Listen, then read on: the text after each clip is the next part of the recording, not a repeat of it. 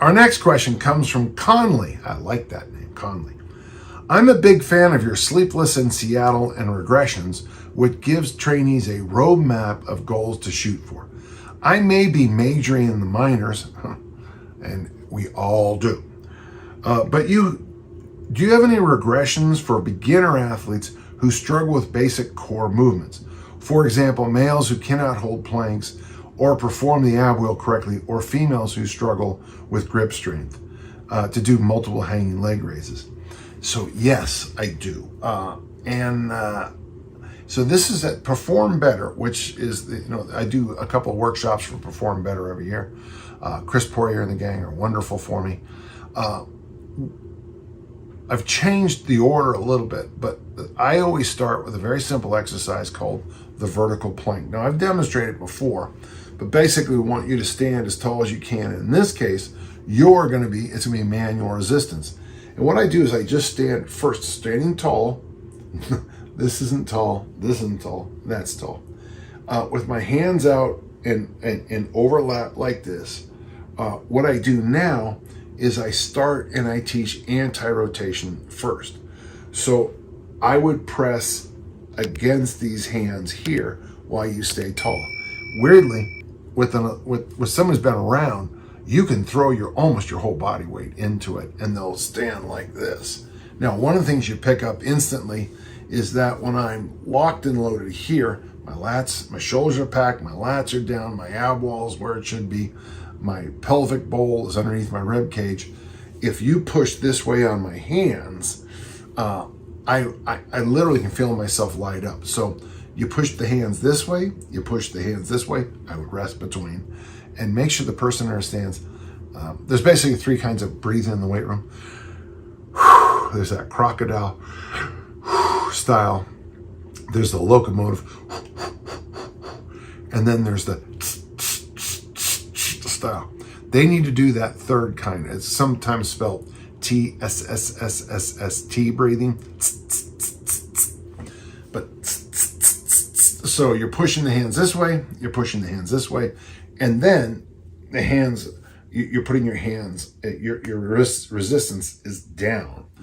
Okay, so that's step number one. And for a lot of people, it is illuminating. And I got to tell you,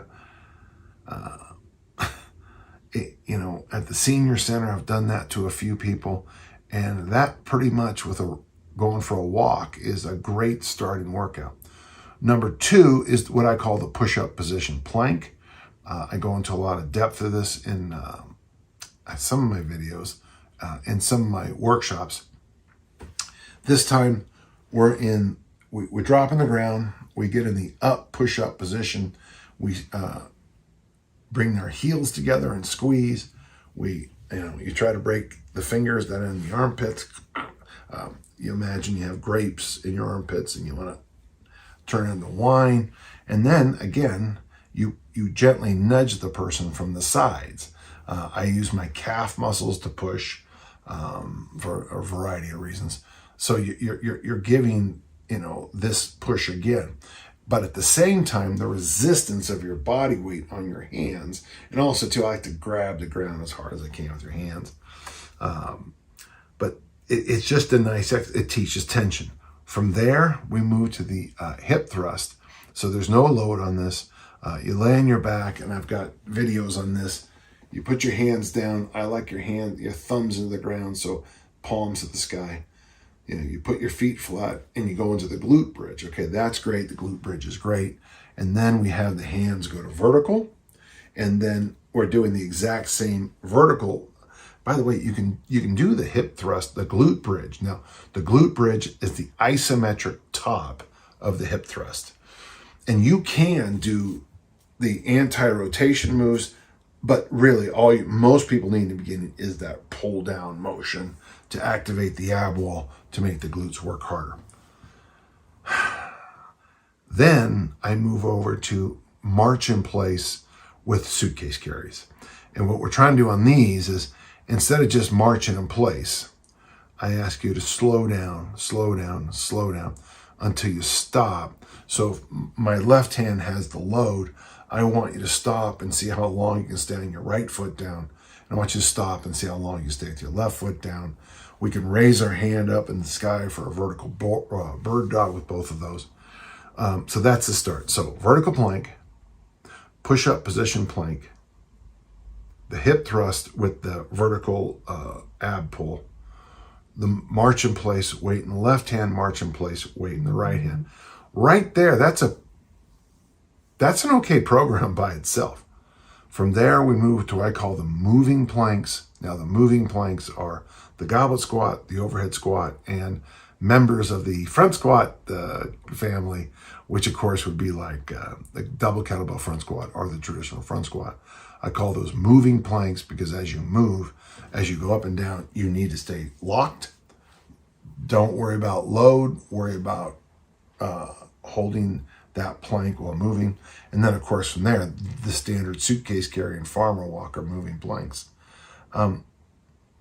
So that's where I begin. Now, your question here at the end here about doing multiple hanging leg raises. Okay, that's a grip strength issue, and that's why in every warm-up I recommend people hang. It's great for the shoulders, but it's also great for the grip. So when you put somebody through that vertical plank, push-up position plank, the hip thrust with the ab plank, the march in place, both of them, the goblet squat, just using a stick for the overhead squat. Yeah, none of it looks very hard, but boy, you sure cover a lot of ground. So try that out. I think the mistake we make with beginners, Conley, especially in 2023, 24, 25, 26, is that we slide them right over into the traditional movements without teaching them tension, how to knit the body up, get that anaconda strength going. We move them right into, movement, which of course they need. But in the weight room, they need to be able to resist the loads before they can lift. Resist before you lift. That's pretty good. All right, I was a good question, and I really, really hope that helped. Thank you.